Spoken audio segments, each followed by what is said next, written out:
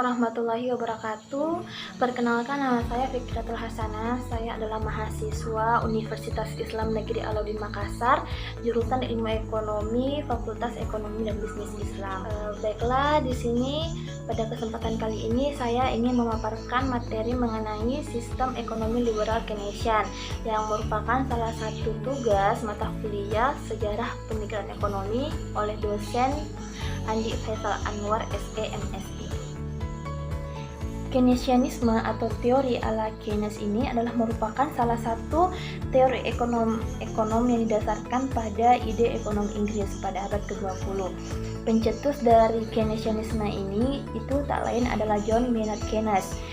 John Maynard Keynes ini adalah seorang ekonom, politikus dan matematikawan Inggris yang merupakan dia adalah salah satu ekonom terpenting pada abad ke-20 dengan karyanya The General Theory of Employment, Interest and Money yang diterbitkan pada tahun 1936 yang dimana dianggap sebagai titik balik dalam perkembangan pemikiran ekonomi yang disebut sebagai revolusi Keynesian. Dalam karyanya yang terkenal, Keynes juga membuktikan bahwa mekanisme pasar bebas itu tidak secara spontan membentuk equilibrium ekonomi dan bahwa hal itu tidak memengaruhi kepada penggunaan penuh faktor-faktor produksi, tetapi sebaliknya mengarah kepada disequilibrium yang dimanifestasikan ke dalam tingkat tinggi pengangguran dalam krisis dan siklus ekonomi. Teori Keynes ini mempromosikan suatu ekonomi campuran, di mana baik itu negara maupun swasta memegang peranan penting dalam perekonomian. Kebangkitan ekonomi Keynesianisme ini menandai berakhirnya ekonomi laissez-faire, yang dimana ekonomi laissez-faire ini itu adalah suatu teori ekonomi yang berdasarkan kepada keyakinan bahwa baik pasar maupun sektor swasta itu dapat berjalan sendiri tanpa campur tangan negara.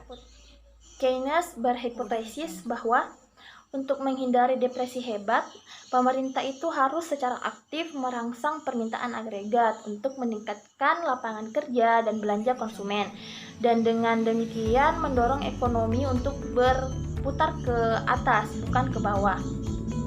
Hal ini harus dilakukan, menurut Keynes, dengan memperluas jumlah uang beredar atau dengan pengeluaran defisit pemerintah langsung untuk meningkatkan permintaan barang dan investasi dalam modal. Teori Keynes ini menyatakan bahwa tren ekonomi makro dapat memengaruhi perilaku individu ekonomi mikro.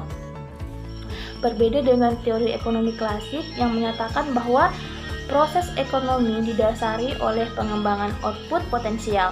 Keynes menekankan pentingnya permintaan agregat sebagai faktor utama penggerak perekonomian, terutama dalam perekonomian yang sedang lesu. Keynes berpendapat bahwa kebijakan pemerintah itu dapat kita gunakan untuk meningkatkan permintaan pada level makro, untuk mengurangi pengangguran dan deflasi. Jika pemerintah meningkatkan pengeluarannya, uang yang beredar di masyarakat itu akan bertambah, sehingga masyarakat yang akan terdorong untuk berbelanja dan meningkatkan permintaannya, sehingga permintaan agregat akan bertambah. Selain itu, tabungan juga akan meningkat, sehingga dapat digunakan sebagai modal investasi dan kondisi perekonomian akan kembali kepada tingkat yang normal. Meskipun hanya menyesuaikan jumlah uang beredar mungkin cukup untuk memerangi resiko kecil, Keynes berpendapat bahwa pengeluaran defisit pemerintah itu langsung akan menjadi alat yang paling efektif dalam memerangi pengangguran. Ketika tingkat suku bunga telah turun ke titik di mana kenaikan lebih lanjut dalam jumlah uang beredar tidak meningkatkan permintaan agregat.